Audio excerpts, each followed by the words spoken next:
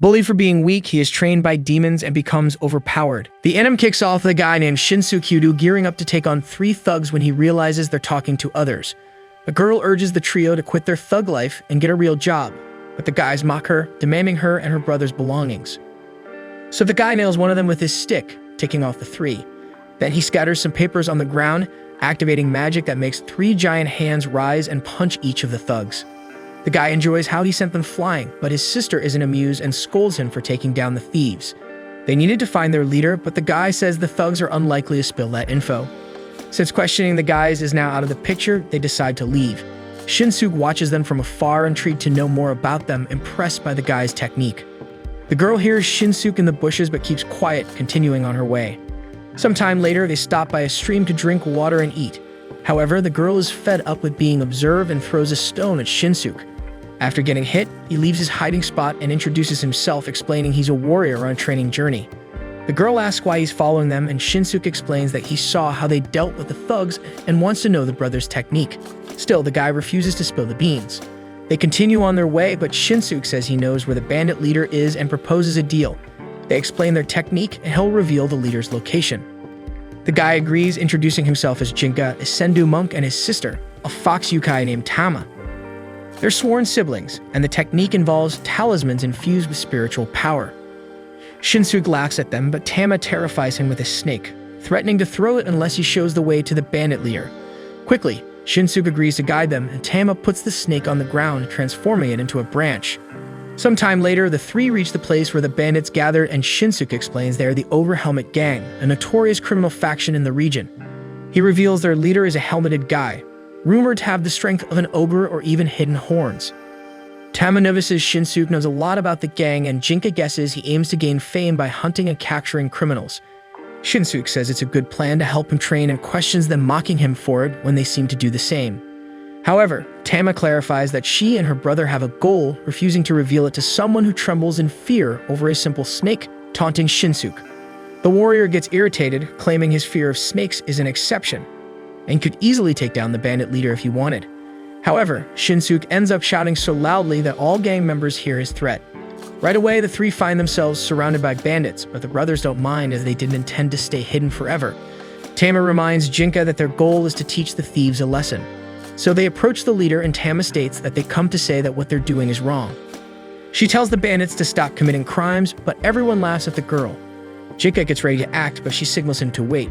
She begins to give a speech about how the bandits will regret their actions in the future, urging them to change their lives and create a world of charity and cooperation for a peaceful life.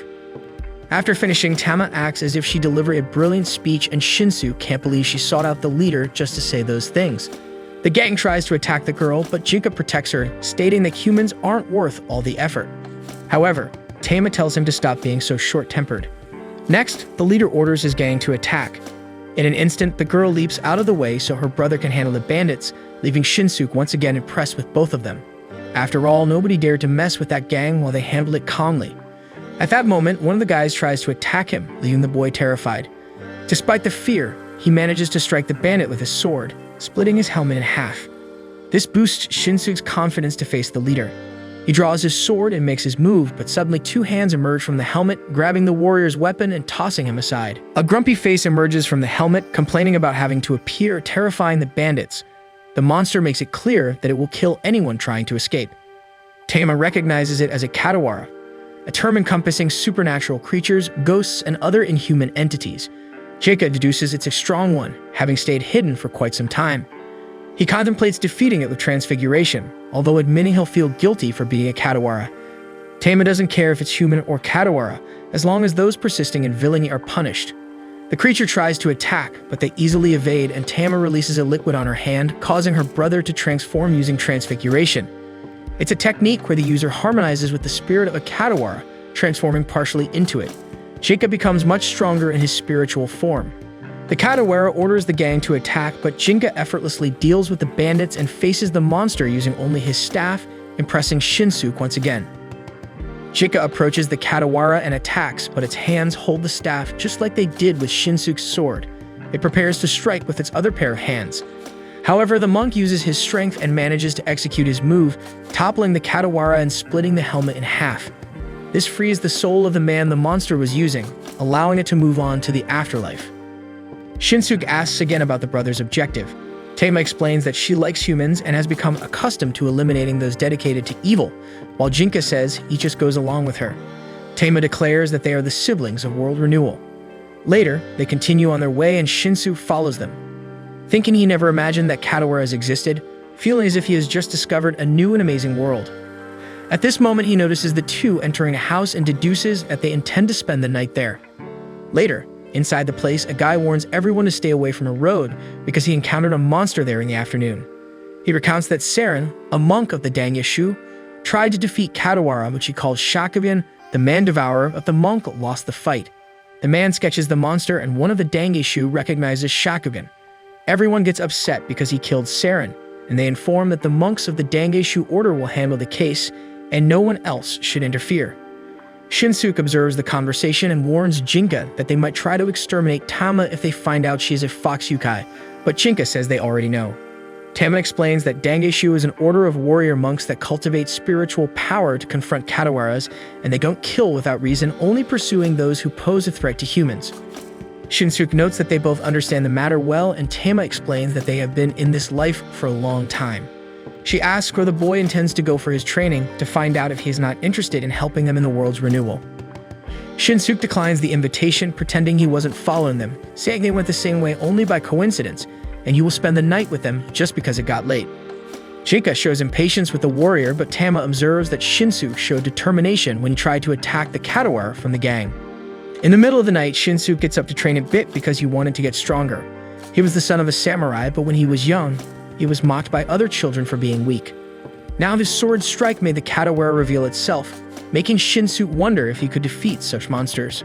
The warrior thinks he can follow his path with the Dangyashu or with the two brothers to become stronger and capable of defeating monsters.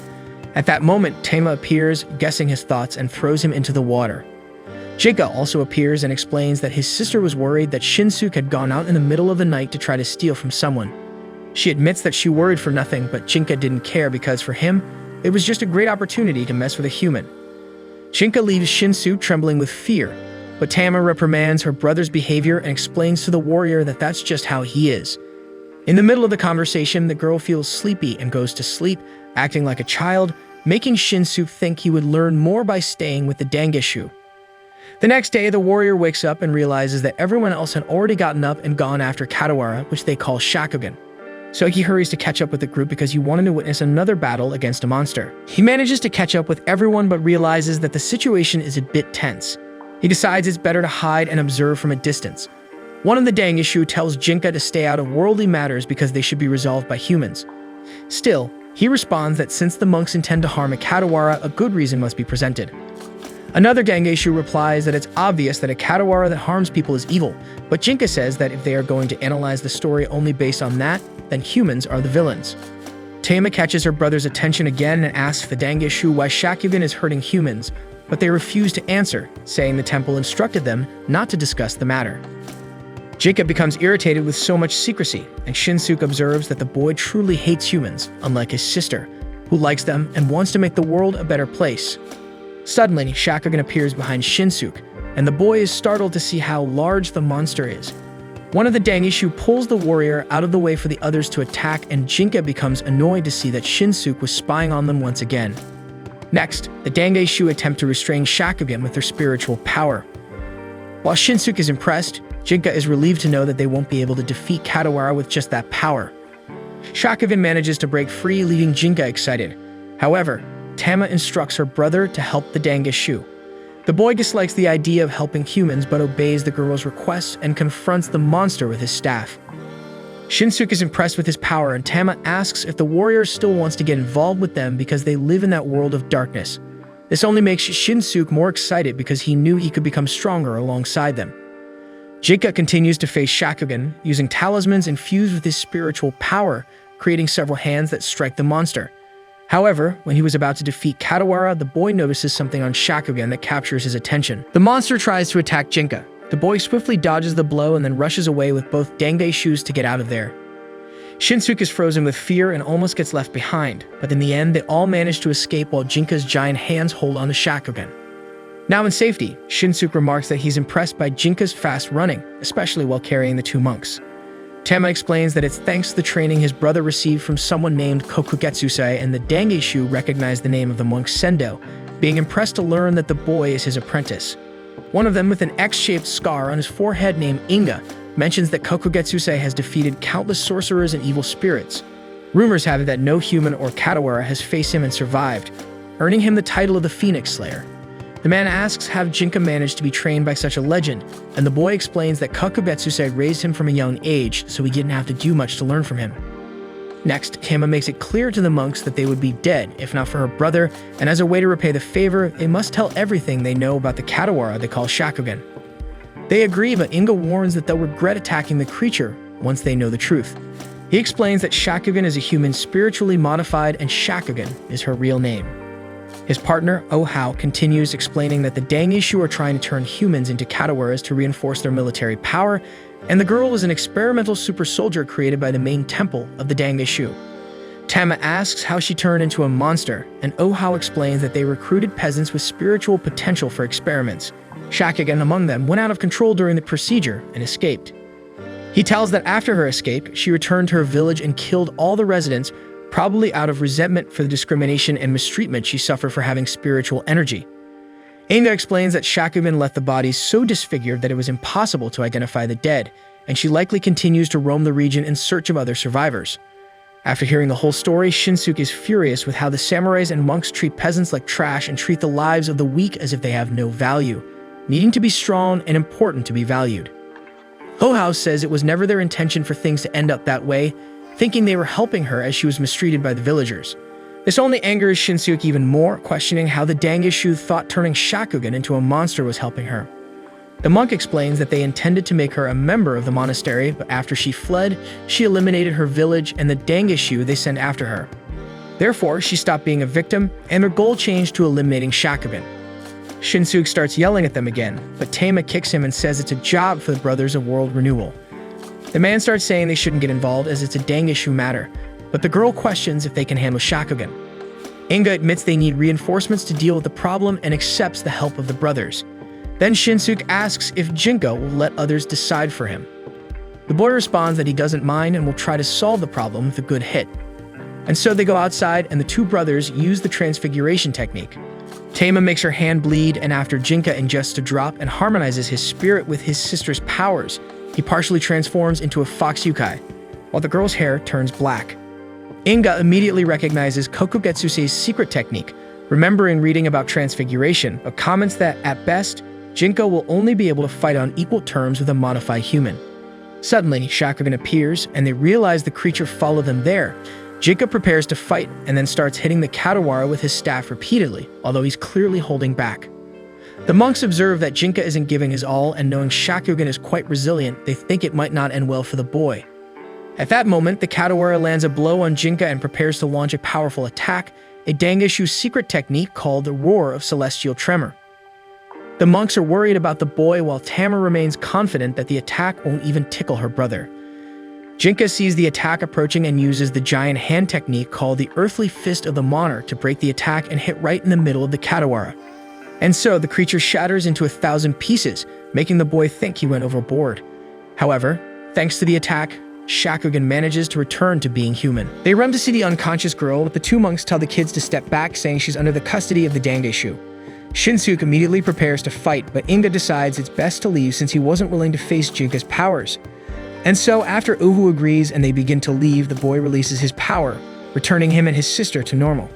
However, Tama calls the monks to say that all the culprits deserve punishment.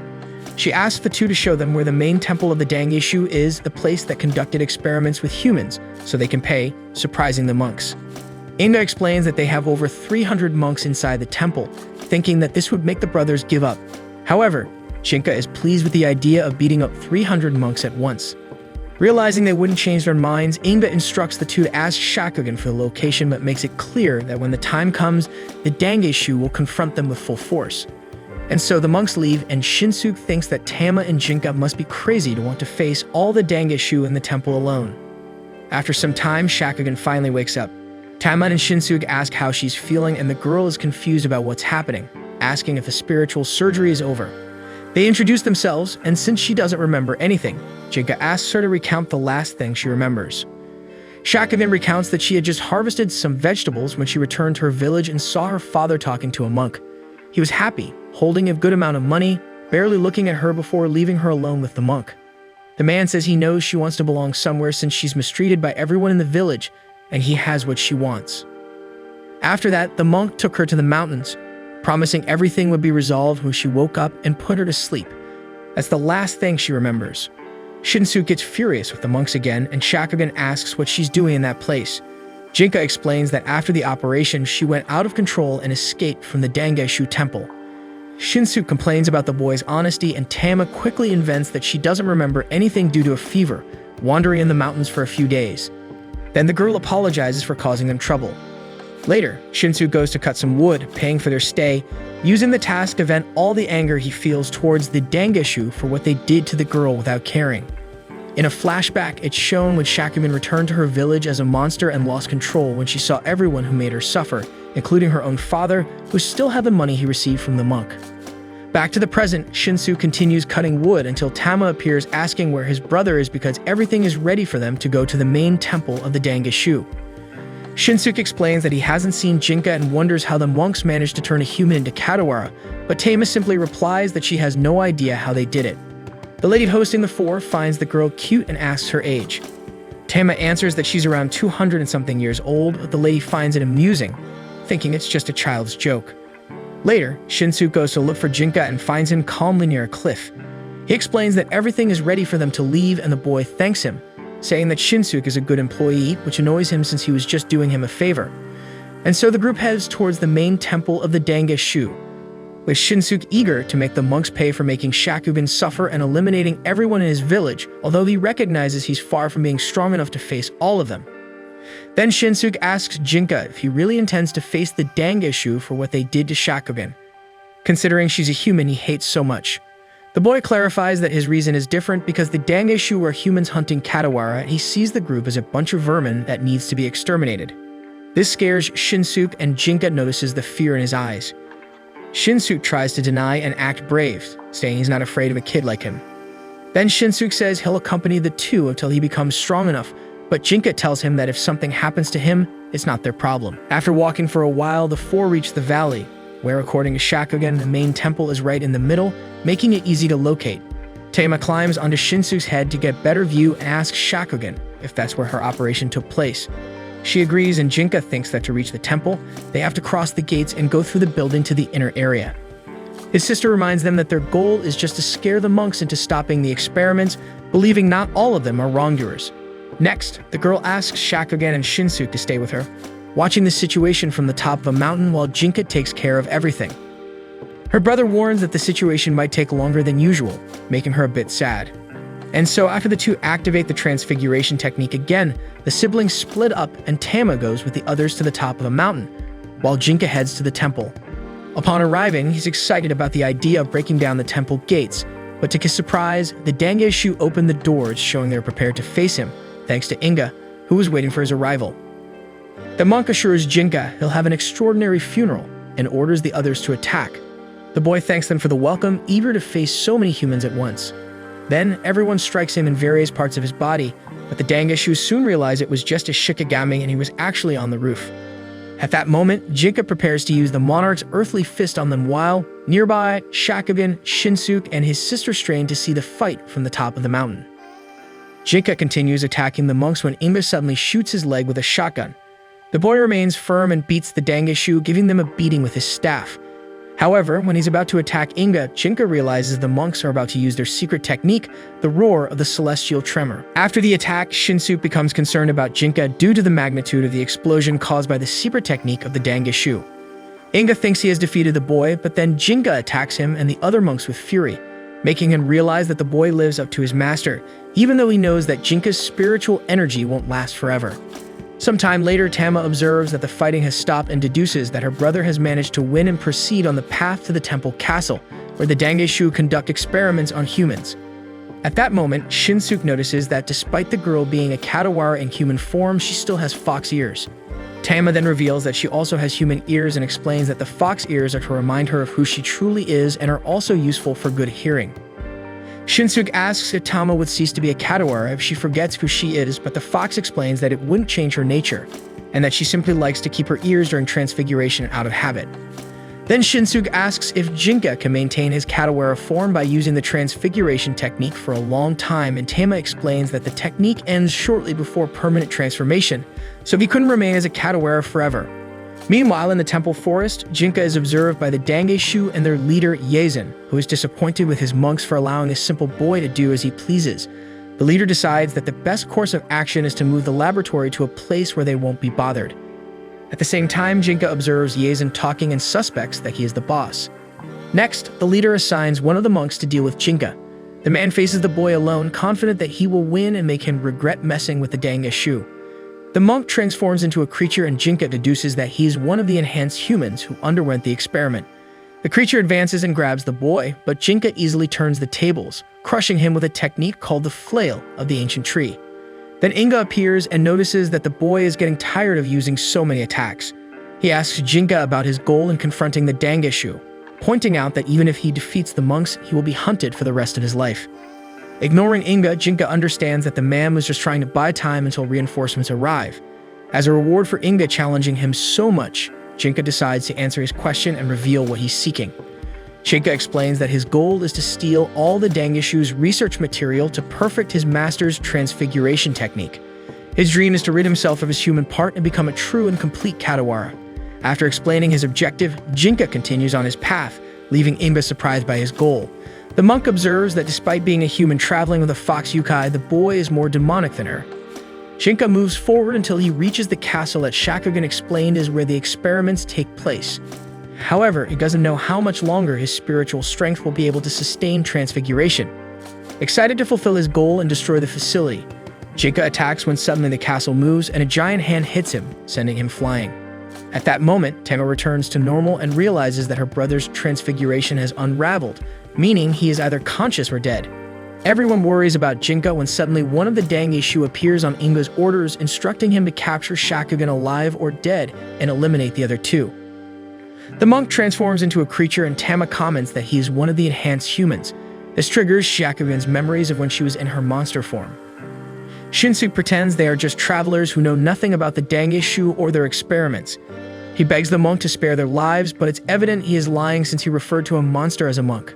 Despite his fear of being attacked, Shinsuke continues to plead for his life, hugging the creature to delay him as much as possible so that Tama and Shakugan can seize the opportunity to escape. He is determined to be stronger and not flee like a coward. However, when the monster is about to attack, Shakugan transforms her arm into a Kadawara, sending the creature flying, saving Shinsuke and rendering the opponent unconscious. She explains that she remembered everything she had forgotten, recalling when she attacked all the people in her village, including children and her own father. Haunted by these memories, Shakugan begins to feel like a monster and runs away from the two. Shinsuke tries to follow, but Tama advises him to let her go, as the memories of the terror and suffering she caused are currently controlling her mind. Ignoring the fox's advice, he goes after Shakugan. This reminds Tama of when she lost a man named Genzo, who was very important to her. When he was almost lifeless, he handed her a letter to deliver to Kokogetsusai, the monk who trained Jinka, and then passed away, even though the girl pleaded for him not to leave. In a flashback, we see Jinka as a child. He was with the Kadawara, and the two were heading towards a mountain, but on the way, they come across several humans warring among themselves. Because of this, the Kadawara decided it was better for them to return to Master Kokogetsusai. Upon witnessing the war, Jinka was filled with questions that his friend couldn't answer, such as which side would win or how many would survive the battle. He also asked why humans were fighting, and the Kadawara responded that he believed it was something inherent in human life. During the journey back, they encounter a monster feeding on the bodies eliminated in the war. The Kadawara hides Jinka with his hand and turns back, but at that moment, some humans spot the monsters and start a hunt. The Kadawara tries to escape, but realizing he was getting surrounded, he hides Jinka in some bushes and instructs him to stay hidden until everything becomes silent. Jinka obeys his friend, but when it's all over, he comes out of hiding and finds Kadawara's lifeless body riddled with arrows, marking the beginning of Jinka's hatred for humans. Next, the boy notices a wounded man nearby who is still trying to eliminate monsters. So Jinka grabs a sword from the ground and ends the man's life. Back in the present, Jinka wakes up startled because he had dreamed about his past about losing his friend to humans. Suddenly, he hears Yazen's voice communicating with him through a fabric shikigami. Yazen comments on Jinka's survival after the blow from Taisen, the main temple castle of the Dangishu, which sent him flying. Yazen then introduces himself to Jinka as the leader of the monks and mentions that he'll have to send assassins after him to silence him since he knows too much. Jinka mocks Yazen, thinking that no one can defeat him, but Yazen ignores him and asks about Kokugetsuse. Jinka replies that his master has passed away. Yazen says that's all he needs to know and bids farewell, dissolving the fabric shikigami. Meanwhile, Shinsuke searches for Shakugan in the forest. He was already tired from running but refuses to give up on finding his friend. Suddenly, he stumbles on a tree branch and rolls to the edge of a cliff, where coincidentally the girl was reflecting on her actions. As soon as Shakugan sees Shinsuke, she starts running, but before disappearing again, he questions why she is running away. She explains that she wants to be alone since she is a monster and a killer who has hurt many people. Shinsuke tries to tell Shakugan that she didn't do it willingly, as she was used by the monks. However, the girl says that even though her father indeed sold her to the Dangishu, she also bears responsibility for what happened because she willingly underwent the experiment when they offered power to her. Shinsuke questions what's wrong with wanting power, but at that moment, the ground beneath him gives way, leaving him hanging on the cliff. The girl gets worried, but when she sees he's okay, she takes the opportunity to escape. Shinsuke tries to climb alone to go after her, but ends up falling. Fortunately, a tree cushions his fall, bringing him safely to the ground. Then Tama appears, and before Shinsuke resumes searching for Shakugan, she asks why he is so determined to find the girl. Shinsuke explains that he doesn't really have a reason and simply feels that he shouldn't leave Shakugan alone at that moment. He believes that she and Jinka will never understand how humans truly feel. He turns to continue his search, but Tama throws a stick at his head to indicate that he's going in the wrong direction. And so the two go together to find Shakugan. At the same time, Jinka thinks that it's time to join his sister. He walks through the forest to reach her when he finds some arrows in a tree, reminding him of the horrible dream he had. This makes Jinka think that if he were as strong as he is now, he could have saved his friend. But then he realizes that he shouldn't dwell on that and should be grateful for acquiring the power that prepared him to show humans the depth of darkness. Suddenly, his thoughts are interrupted by Shakugan, who appears running in the forest. He's surprised that her arm is in Katawara form and she's happy to see that the boy is alive. Then Shinsuke appears and jumps on the girl. Tama arrives right behind him and is happy to see her brother, who was confused and didn't understand what was happening. Shakugan tries to escape Shinsuke's embrace, but he continues to hold her. He tells her she can't run away from herself and that she's not a monster but human.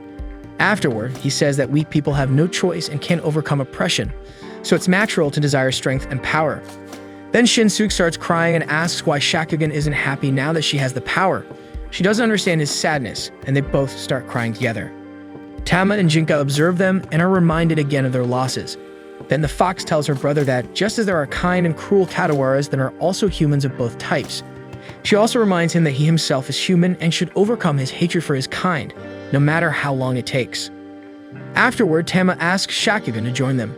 Jinka questions her decision as he knew assassins would come after them, and he thought it would be safer to keep Shinsuke and Shakugan away from that situation.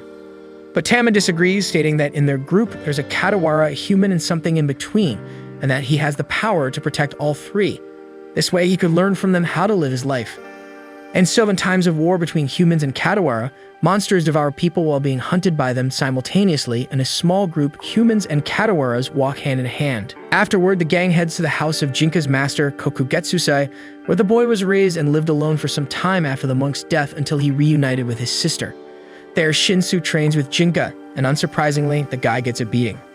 Meanwhile, Tama prepares an outfit for Shakugan to avoid any issues when transforming her arms into Katawara. Jinka wonders if he'll ever feel at ease in that house when a creature appears to greet him and Tama. The monster explains that it came to warn them about a Katawara demanding a sacrifice from a village, even though it provides no protection to the villagers, a task for the siblings of World Renewal, as Tama and Jinka are called. And so the two set out to investigate the village's situation, and the fox leaves some tasks for Shinsuke and Shakugan to do until their return.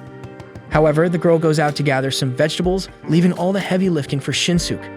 In the village, Tama and her brother discover that the villagers refer to the sacrificing Katawara as the Great Garagura, and the fox assures the villagers that they can handle the problem for them. Initially, the people refuse help, thinking the siblings are seeking payment for their service, but Tama explains that they have no interest in money and only wish to be treated kindly and helped by the locals at least once, so they can repay the favor by helping others in turn. All the villagers see Tama as crazy, but she is proud of her motivational speech, thinking that they will become kinder thanks to her help. Then a village boy guides the two siblings to the Katawara, and along the way, Tama continues to believe that she will create a wave of kindness with her work.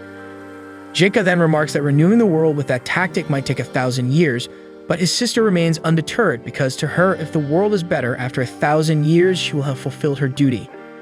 Jinka wonders how long they will be the world renewal siblings traveling the world fighting evil when the boy guiding them named Mokichi stops in the middle of the road to complain about the delay in help because his mother was devoured by the great Garagura the day before.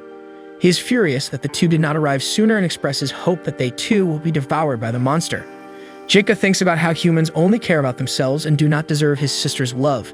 However, the fox is also angry with the boy and rebukes him, saying that if he wants perfect help, he must find a way to become a flawless savior himself. After yelling and scolding the boy for his attitude, the three finally reach the place where the Katawara lives.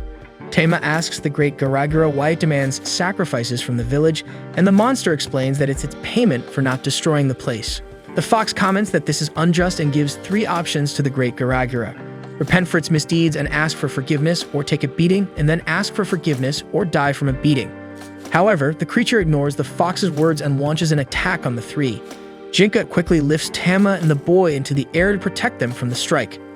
He says that despite hating to face Katawaras, he cannot ignore the fact that it tried to harm his sister and promises to make the monster pay.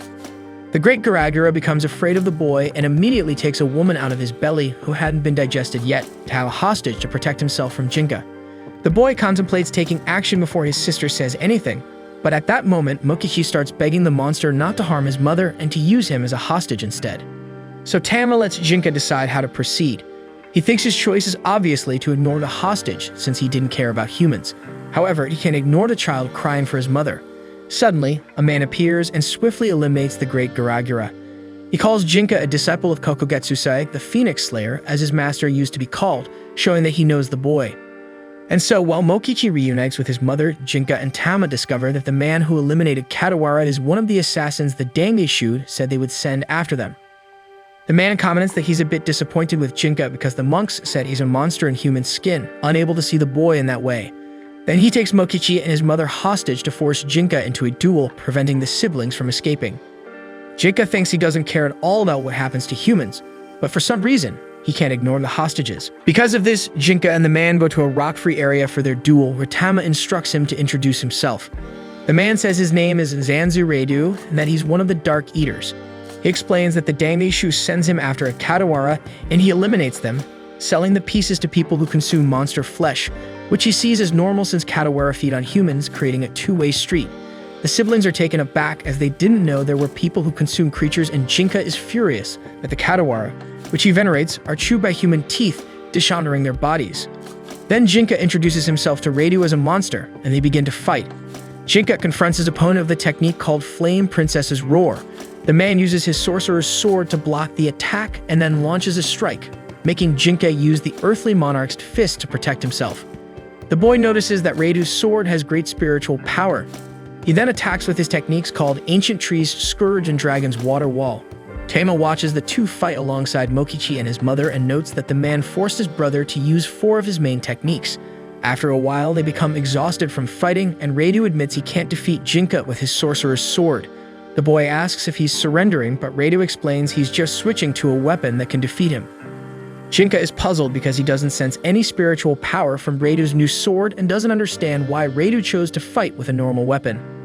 Then the man advances toward him, dodging all the earthly monarch's fists, and attacks Jinka, who defends himself with his staff, growing increasingly irritated with the duel when suddenly his defense fails, and Reidu manages to place the sword at his neck. Jinka thinks he's about to lose his life, but the man merely holsters his weapon, leaving the boy relieved to be alive. This causes the transfiguration to lose its effect, and he returns to his human form. Jinka then asks why Reidu didn't kill him. The man explains that he doesn't seem appetizing, and it's not cool to eliminate prey if he's not going to feed on them. Therefore, the boy got lucky and will continue to live. Next, Reidu asks the fox to knock some sense into his brother's head and gets ready to leave. Mokichi and his mother thank him for saving her when he defeated Katawara, but the man says they should thank Jinka, because if the boy hadn't fought, he would have devoured them both. Reidu then departs, and Mokichi's mother thanks Jinka and Tama for their help. The boy apologizes for wishing them harm, but Jinka simply walks away without a word, feeling he doesn't deserve gratitude since he did nothing and almost abandoned them. His sister explains that although he considered it, he didn't abandon them. However, his brother was only concerned about losing to a mere human. Later, Rado feeds on the great Gura, realizing its taste is only slightly better than its appearance and certainly not something that can be sold.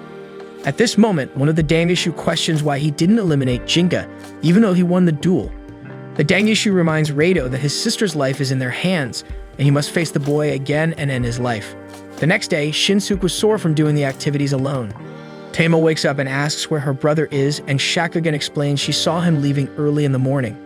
Jinka was alone, contemplating the previous day's fight. He spends a long time recalling how he lost to a human when he notices someone approaching. Before attacking, Jinka recognizes it's Shakugan, and she explains she came to invite him to lunch, but he tells her to go away, saying he's not hungry. Shakugan then mentions she heard about what happened and is glad Jinka survived the fight because as long as he's alive, good things will happen.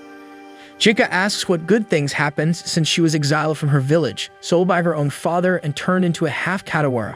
She explains that despite everything, she's happy to have met him, Tama, and Shinsuke. She insists Jinka join her for lunch when they see a monk delivering a challenge letter to the boy, explaining that Jinka will have to face Rado again, but this time their lives are at stake. If he tries to escape, the Yamato clan will be exterminated. Jinka says he doesn't care about what happens to the clan residents, and the monk finds it amusing that the boy, abandoned by the Yamato, chooses their fate.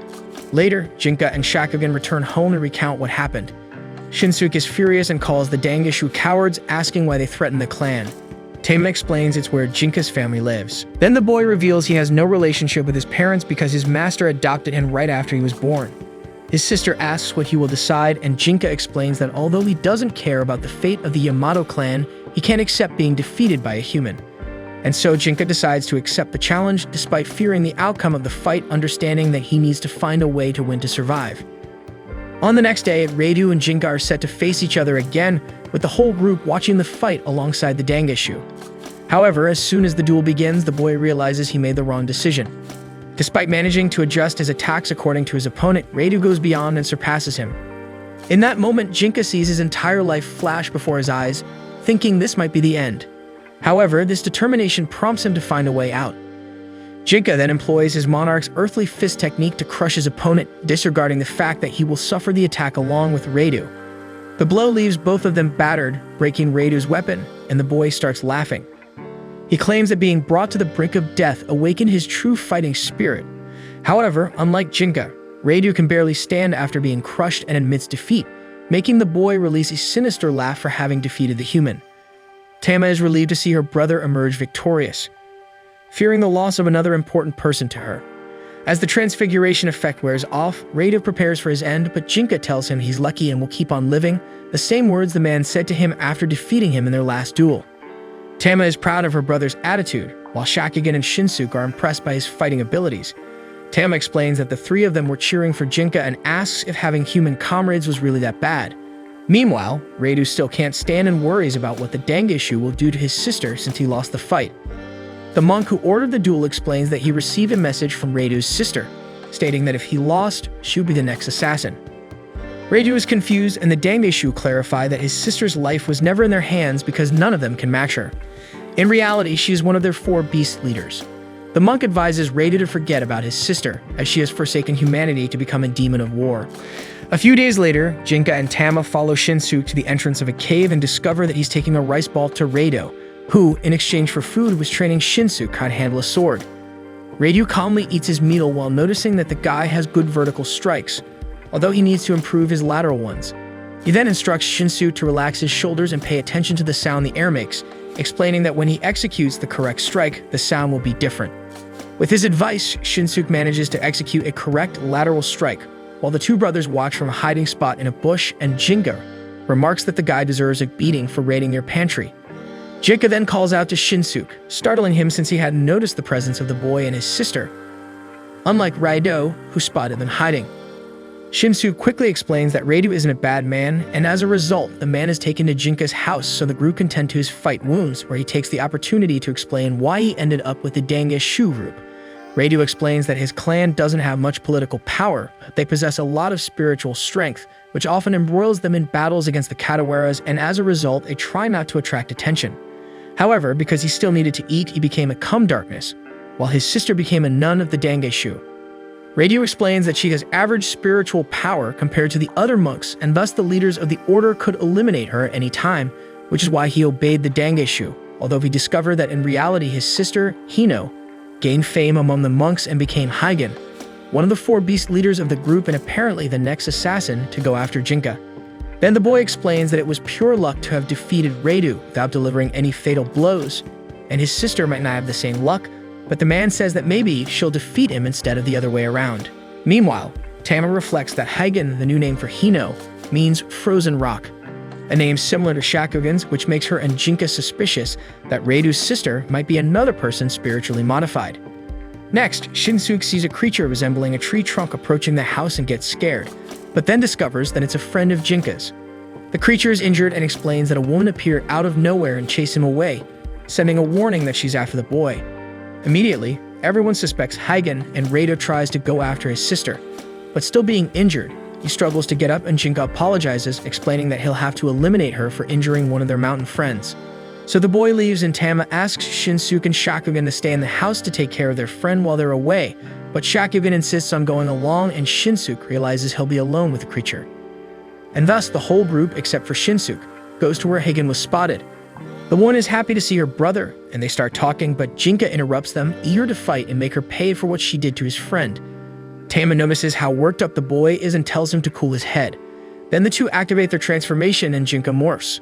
So Hygen also activates her Katawara form and introduces herself as one of the 4 beast leaders of the Dangeshu, who is on a mission to defeat Jinka. She remarks that this will earn her entire clan, including her brother, a place among the monks, making Radu realize that this is the reason she joined them. Jinka prepares to begin their fight when suddenly Shakugan recognizes Hygen, because when they were just Katawara and they were called Kagen and Soga, they used to be friends. This confirms Tama's guess that modified humans are actually Katawaras sealed within the bodies of humans with spiritual power, with Kagen sealed within Shaku and Soga within Hino. At this moment, the woman corrects, saying that her name is now Hygen, and that neither the human nor the Katawara exist anymore. This makes Jinka even more irritated, finding the human modification that the Dangeshu do increasingly cruel, especially for playing with the lives of the Katawara. He tells Shakugan to step aside to let the two fight, but the girl says that Soba is a friend of Kagen's and therefore she cannot let him hurt her. Hygen realizes that this means the consciousness of Katawara has remained within Shakugan and calls the girl weak because of it, explaining next that her mission is to eliminate not only Jinka, but her as well. This angers Kagen, the Katawara within Shakugan, for Hygen treating the girl who accepted him into her body that way and questions if his friend Soba is indeed her partner. Then Hygen reveals that she had already devoured the consciousness of the Katawara a long time ago because it was unnecessary. At that moment, Kagen becomes extremely angry and asks Jinka to leave that fight to him. The boy accepts his request, releasing his transformation and says he wants to be his friend. Then the Katawara explains that Shaku, and you're a single being that divides the body into 2 minds, and as the girl considers him a friend, he also has the same consideration. Next, Shakugan attacks Hygen with all her might using a move called Celestial Tremor Roar. The woman is impressed with her ability but manages to resist easily and attacks her using the same technique, although much more powerful. Fortunately, Shakugan also resists, and the two continue to fight bravely. Jinka observes that Shakugan coordinates the consciousness of the Katawara and the girl well and maintains the balance of her spiritual power, despite her opponent being at the same level as when he is transformed, which puts Shakugan at a slight disadvantage. Meanwhile, Shinsu feeds Jinka's friend with some worms, while noting that the creature is not as sinister as he initially thought. At this moment, the creature asks if he's a friend of Jinka's too, and Shinsu replies that he doesn't know if the boy considers him that way. Then the creature asks him to be patient with Jinka, because despite being stubborn, he takes good care of his friends. Shinsuke responds that he has already noticed that and then decides to leave to find more worms. However, as soon as he leaves the house, he suddenly feels cold and senses the presence of a little boy named Senya next to his master, Jinan. And looking into the boy's eyes, Shinsuke sees him in a river of blood. The two decide to leave, and shortly after, the creature leaves the house, commenting that he smelled a dragon. Then he shows a shortcut for Shinsuke to reach Jinka, telling them to flee as far away as possible. And so Shinsuke arrives at the group where Shakugan and Hygen were already tired from so much fighting. Jinka questions why the guy is there, thinking he abandoned his friend alone, but Shinsuke explains that the creature itself sent him to inform them that it sensed the smell of a dragon and that they should flee. Hygen immediately thinks of Master Jinin, while Jinka becomes desperate and orders everyone to run. However, at that moment, the dragon finds them. Jinin states that he is there to execute Hygen, who is accused of killing a high-ranking official of the shogunate. The woman questions if he has any proof and says she's in the middle of a mission, but Jinin says it's not his concern to worry about proof, only to administer justice. And so, in a matter of seconds, he transforms into a dragon and strikes Hygen with a fatal blow without giving any of them time to react. Then Jinin returns to his human form and addresses Jinka, recognizing the boy as the one responsible for attacking the main temple of the Dangishu. Quickly, Jinka grabs his sister and creates a smokescreen, telling everyone to take advantage of the moment to flee and regroup in the loser's cave. Then Jinka, transformed Shinsuke and Hyoudou try to attack the dragon, but Senya protects his master with a Katawara arm, delivering a fatal blow to the three. However, the boy soon realizes that attack was not real, but just a distraction for everyone to escape. Gradually, the group regroups in the loser's cave as Jinka instructed, and Tama notices that her brother was quite frightened. Shakugan manages to bring Hino still alive thanks to her vitality being increased by the spiritual modification process, although she doesn't have much time left. Hyoudou asks his sister if she really killed a shogun official, and the woman explains that Lord Matsunaga ordered her to eliminate Lord Nagiyoshi Miyoshi, the shogun's assistant. Hyoudou doesn't understand why, since the Dangishu are not allowed to use their powers to influence politics. Then Hino questions if only their clan is forbidden from having any kind of ambition just because they were born with spiritual power. She asks if their family doesn't deserve to be happy, considering their clan has been relegated to the underworld for years. The woman tells Hyoudou that his talent with the sword can help the clan, wishing they achieve the fame they deserve. However, her brother responds that none of them ever wish for great ambitions like her, and that no one needs fame or anything else to be happy. Then Hino mocks Hyoudou, and suddenly she grows and says she won't give up on freeing him from the darkness. Later, the woman says she knows she won't be accepted by the Dangishu, but she's sure Lord Matsunaga will give her shelter and that, to survive, she only needs to feed on a Katawara. Then Hinama starts heading towards Tama, leaving Hyoudou and Shakugan worried about the fox, but at that moment, Jinka attacks Hino to protect his sister. Hyoudou watches the situation, knowing that this is the end of a woman's life. He laments and says that it's not destiny that dictates their happiness, but their heart. Afterwards, Jinka prepares to end Hino's life, wishing her a safe journey to the other side. Before dying, the woman comments that she wished to be human, those being her last words. Shakugan then mourns the death of his friend, not understanding why Hino decided to join him if the two couldn't coexist.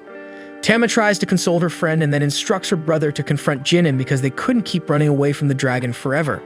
Even if Jinka could handle all the other assassins, Jinin would still be after him. Due to this, the only option is to face him.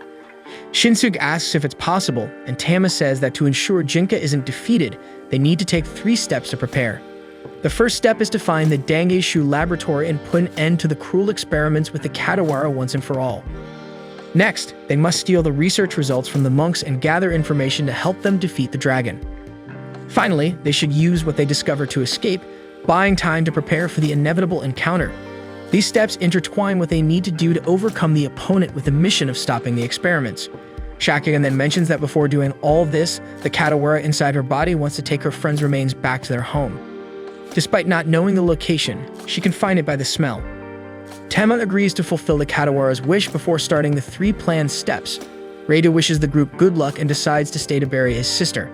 Tama remarks that the dragon, Jinin, might be strong, but to her he's just a pup half her age. They will escape as many times as necessary to ensure her brother can defeat him. After all, Jinin is just a master who loves preaching about justice but refuses to talk and abuses his strength. And so the 4 set off on their new journey.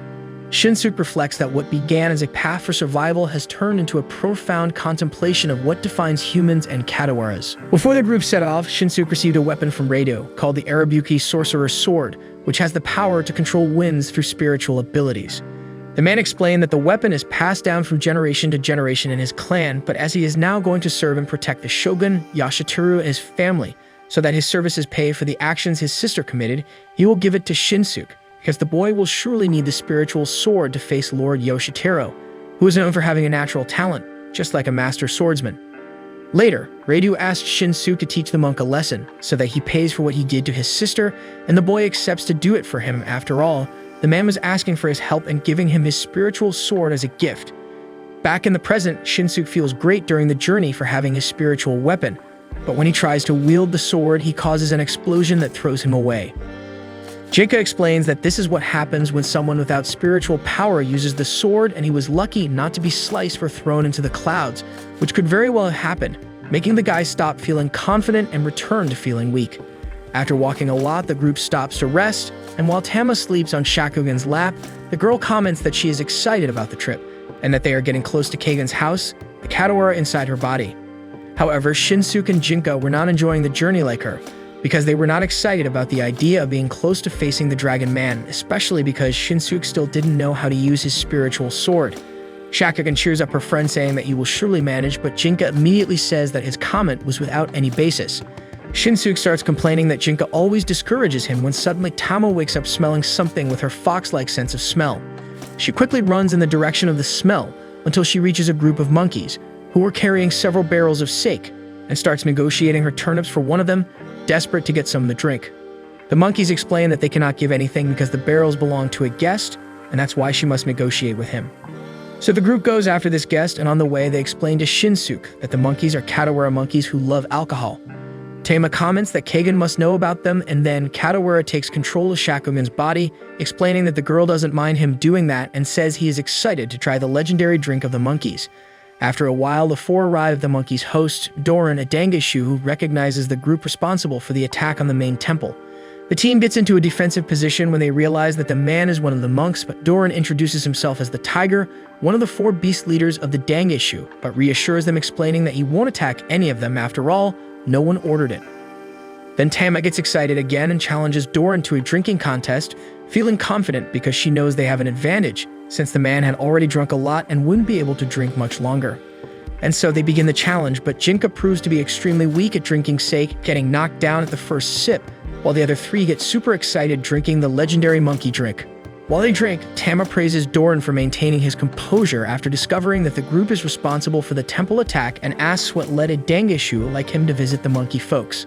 The man agrees to tell how he came to that and begins to explain that he was sent by the monks to exterminate a Kadawara tiger that was roaming the mountain. He says the beast proved to be very fierce, forcing him to flee through the forest, leading him to encounter the monkey folks who were trembling in fear of the tiger. Doran recounts that after that, he devised a strategy to use sake as bait to attract the tiger.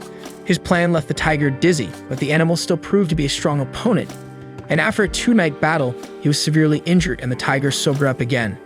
The man explains that at that moment he thought it was his end, but two of the monkeys gathered courage and hit the beast with one of the barrels, leaving the tiger dizzy again, creating the perfect opportunity for him to end that fight with a powerful blow, and that's when the friendship between him and the monkey folks emerged. After a long time of drinking, Doran, who loved to chat while having sakes, says the group can ask anything else they want to know because he will answer any questions. So Tama takes the opportunity to ask what Jinan, the Dragon Man's weakness, is, so they can find a way to defeat him.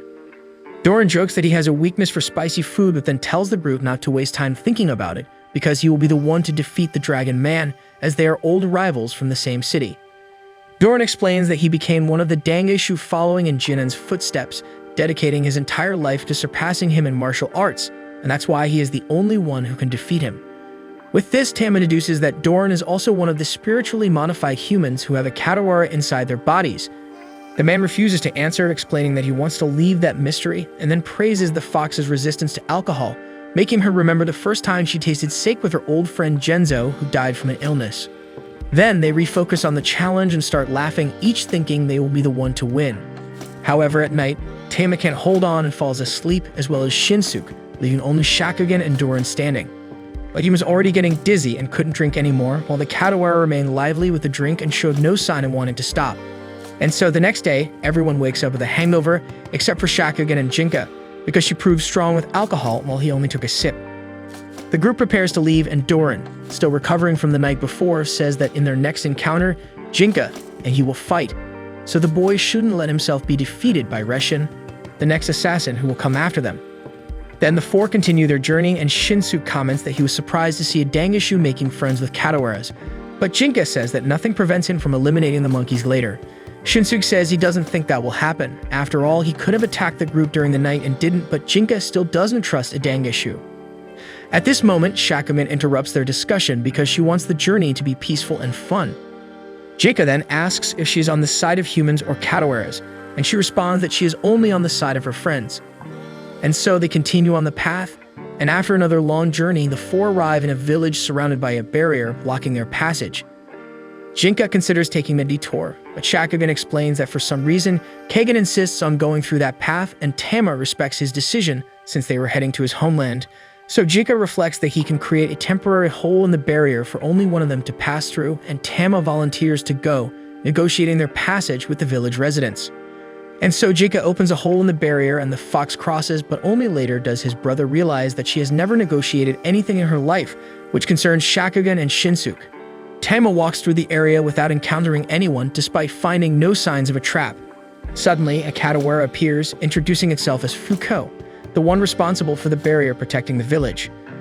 Tama asks what he is protecting everyone from, and the creature explains that the barrier shields them from changes, ensuring that sadness never appears and happiness lasts forever. Fuko asks if Tama has ever wished for nothing to change, and despite the fox's denial, the creature reads her thoughts and realizes she desired it when she lost her friend, wishing that the day of his death never arrived. Later, Fuku comments that he can also protect Tama from changes. Meanwhile, the group wonders why the fox is taking so long since the barrier continues to block their passage. At that moment, Reshin, one of the four beast leaders of the Dangeshu, appears to punish Jinka for invading the main temple. Shinsuke notices that Jinka cannot use his transformation being far from his sister, so he decides to use his spiritual sword to protect his friend. However, Jinka perceives his intention and says he will handle the monk even without Tama's power. Next, Reshin draws his weapon, emerging from his clothing, explaining that it's a special tool called the Sack of Myriads, received from Lord Yazen, allowing him to retrieve anything from any direction. Thus, the two begin to fight while Tama asks why Fuku is protecting the village. The Katawara explains that the residents feared the arrival of a worse day such as war or a plague, and this fear gave rise to him. Then Tama states that nothing guarantees the future will be worse and time heals all wounds, bringing various kinds of fruits, so the barrier is not helping the village and should be removed. Fuka refuses to do so, and in a moment of anger, Tama accidentally punches him, causing the creature to leave. Subsequently, Tama searches for him in the area, realizing the current state of the village. The fox then calls Fuko so they can talk. The creature appears, reiterating its intent to protect Tama and all the residents, preventing her from ever feeling the sadness she experienced when she lost her friend. Tama takes the opportunity to reveal that she was indeed very happy when she lived with Genzu and suffered greatly from his loss. However, time passed and she gained a foster brother and other friends, so she's happy with her current life. Fuko insists on protecting her happiness with a barrier, but Tama explains that it doesn't work that way because you won't be able to shield anyone from time. Then the fox mentions that the village was isolated from the rest of the world, leading to a tragic end since it lacked access to trade, traffic, and other necessities. This leaves Fuko feeling sad, and he explains that he was just following the purpose of his existence, which is basically to protect people from changes. Then Tama says that he fulfilled his duty and can now rest. She thanks the creature for doing a good job, making Fuku cry. It's the first time someone has thanked him for his service. And so the creature disappears, leaving in peace, causing the barrier to vanish in sequence. The disappearance of the barrier distracts Jinka in his fight, worry about his sister. So his opponent throws the boy away, sending him into the village. His friends are concerned, but seconds later he reappears in his transformed state and lands a powerful blow on Reshin, sending the Dangeshu flying. However, even though he defeats his opponent, Jinka seems a bit disappointed for not being able to win against the Dangeshu without transforming. Soon, he cheers up upon seeing Tama happy that her brother needed her. Shinsuke then asks how the fox managed to break the barrier, and she quickly explains that everyone in the village died without the world knowing, and a sad Katawara fulfilled its life purpose. And so, with the barrier gone, the group continues their journey, while Tama reflects that Katawaras have a longer lifespan than humans, meaning that at some point she will experience the pain of losing her brother, just like all her friends. Further ahead, the group pauses in a place filled with Katawara stones, and Tama observes how Shinsuke is managing to coexist normally with the creatures. Then the fox uses the situation as an example to speak to her brother about how humans and Katawaras can be good friends and asks why he wants to obtain a Katawara body so badly. Tama says she doesn't care whether he's a human or not, but Jinka responds that, unlike her, he does care about that. Then he moves away from his sister, reflecting that despite knowing humans and Katawaras can coexist, he has already made his decision to stop being a human because he is aware that their lifespan is much shorter, and he doesn't want to leave Tama alone, as he wishes to be by her side forever. At that moment, Jinka's thoughts are interrupted when he spots a pregnant woman in need of help, and so the group takes her to a cabin in the area to provide all the necessary assistance for her. Next, Tama informs the village elder, a Katawara mountain, that they found a pregnant woman who said she was on her way to her homeland, which is nearby. Then the group explains that she needs rest, and the monster agrees to shelter the woman until the baby is born. After arranging a shelter for her to stay safe, Shinsuke asks why the woman isn't scared to see so many creatures around her, and Jinka explains that he used a talisman to ease her pain and make her see everyone in the place as humans. Shinsuke comments that he found Jinka's gesture thoughtful, and Tama suggests that the group stay in that place to take care of the woman. Meanwhile, in a Dangishu temple, Master Yazen, the leader of the monks, talks with Jinan and Doran and notices that while one is too formal, the other is too relaxed. Doran finds his master's observation amusing and comments that a good warrior knows how to be both. Then he shows off his physique, but Yazen finds this attitude shameful and decides to focus on discussing Doran's next mission, which will be to eliminate Jinka. At night, Shinsuke dedicates himself to training with his sword, and Shakugan approaches him to tell him that the noise is disturbing the elder's sleep. He apologizes, realizing only then that he's training right on top of the Katawara mountain, and notices that his hands are already wounded from training so much. Shakugan asks Shinsuke if he really wants to become strong, and he replies, as usual, that the weak have no place in this world. He shares his desire to accomplish great deeds like the rest of the group, and to try to cheer up his friend, Shakugan reminds Shinsuke that he was the one who ran to help her when she needed it. Then the girl becomes embarrassed by her comment and tries to leave, but Kagan stops her, taking control of her body, and decides to help Shinsuke use Arabuki, his sorcerer's sword, as a way to thank him for caring about her. And so Shinsuke tries to use his new weapon, but ends up causing a mini explosion just like last time. Kagan then instructs him to talk to the sword, to treat it as an individual, and to help Shinsuke do this, Kagan asks him to imagine the spiritual energy of Arabuki and how it would be if it were a person. He follows the advice and imagines the sword, saying that it is a relic of the Reidu clan, possessing spiritual powers and therefore will not be wielded by a powerless nobody like him. Kagan says that Shinsuke grasped the idea of the training and praises him for getting his message so quickly.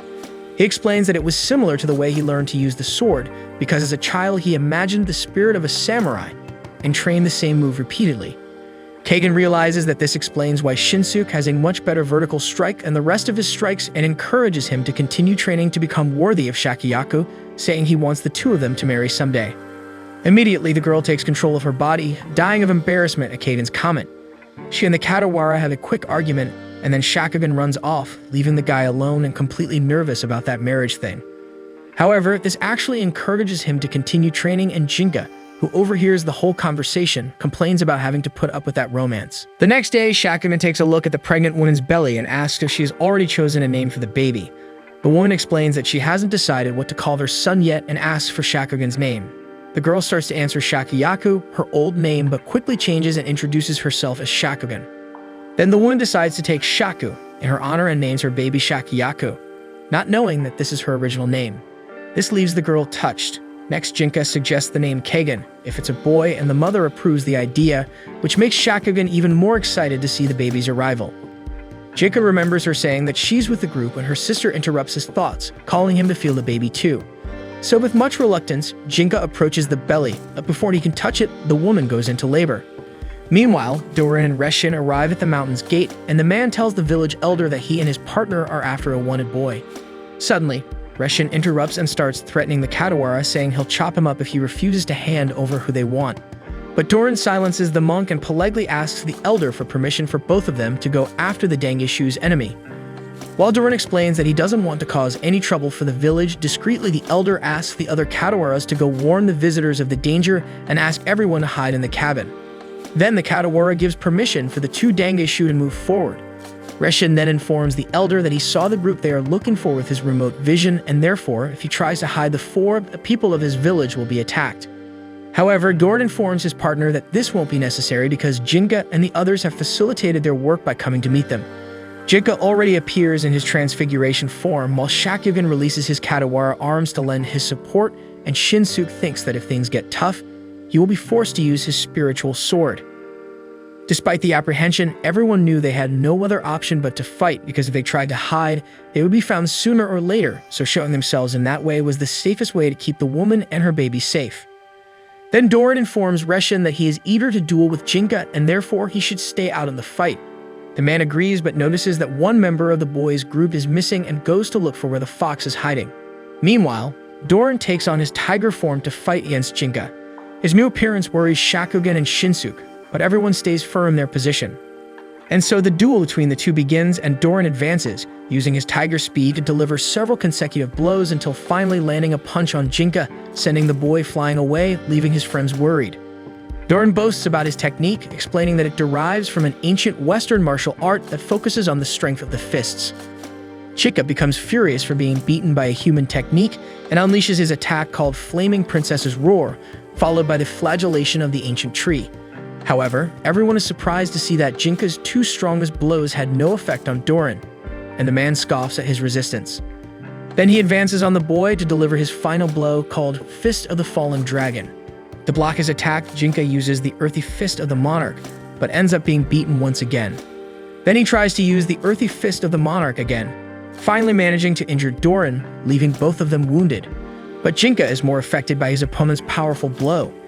Suddenly, the boy starts laughing like a maniac, not even understanding why, and becomes excited to continue the duel. This leaves Doran even more excited, and the two compete in the strength of their fists while laughing in a bizarre way. Shinsuke watches their fight and wonders if that is what strength is, finding the competition somewhat frightening. At that moment, Reshin informs that he has discovered that the fox is hiding inside the cabin. Shakugan, realizing that her friend and the pregnant woman are in danger, rushes to attack the Dangeshu, but discovers that it was just an illusion of the enemy. Next, Reshin throws a giant rock towards the group. This ends up distracting Jinka, who takes a precise blow from Doran, and the rock passes through the fight and goes straight towards Shinsuke and Shakugan. So the girl decides to find a way to stop the rock from proceeding, because otherwise it will go straight to the cabin where Tama is assisting the pregnant woman in her delivery.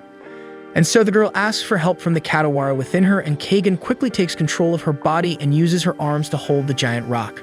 With that, Doran notices that the group is trying to protect someone and goes to ask Jinka who it is, but realizes that his opponent was knocked out with his punch. At the same time, Shinsuke worries about Shakugan having to hold something as heavy as the rock, and she tells him to go to the cabin to take Tama and the woman to a safe place. However, as soon as he starts heading towards the cabin, several clones of Reshin appear in front of him, blocking his path. Doran questions his partner for interfering in his fight, and Reshin explains that the two of them were tasked with saving the honor of the Dangeshu, and therefore they must deal with the whole group, as well as anyone who gets in their way, including the people hiding in the cabin. This makes Doran furious. He advances on his partner, but realizes that it was just another illusion. Realizing that all the monks were fake, Shinsuke decides to continue on his way to the cabin, but before he can leave, the real Reshin appears and delivers a fatal blow to Shakugan. Shinsuke panics seeing the injured girl and tries to use his spiritual sword to fight, but ends up suffering from an explosion. Reshin leaves the two injured, and the guy worries about Shakugan, who, besides having a serious chest wound, continues to fight to hold the giant rock. So desperate, he shouts for the fox to help, but she remains busy assisting in the woman's delivery. And so Shakuyaku and Kagan realize that their end is near, and the girl remains calm, knowing that she had a happy life full of adventures alongside her friends, remembering each of them fondly and gratefully. At that moment, Shakugan hears the baby's cry, who has finally been born, and is moved by his arrival into the world. Then she transforms into a smaller rock to prevent the other from reaching the cabin. Meanwhile, Reshin prepares to deliver a fatal blow to Jinka, who is still unconscious, but Doran stops him and makes it clear that if they don't leave at that moment, he will be killed. So his partner accepts his decision, taking the tiger's threat seriously. And so when the boy wakes up, Doran apologizes for Reshin's actions and for interfering in their fight, making it clear that he only desires a fair exchange of punches, but that he will leave it for their next encounter. Afterwards, Jinka observes the giant rock stop and is shocked to realize that the stone beside it has Shakugan's spiritual energy. He and Shinsuke are devastated by the loss of the half-Katawara human when Tama appears, calling them to meet the newly born twins who are named Kagan and Shakuyaku. Seeing the baby's name in honor of Shakugan, Chika begins to cry, and his sister is moved by his reaction. Meanwhile, Shinsuke leaves the cabin and also cries. At the same time, he sees what remains of his friend, who should be happy at that moment, holding the twins. Next week, we'll have more of this anime as soon as the new episode is released, so go ahead and subscribe to the channel, and don't forget to hit the like button below to support this video. See you guys.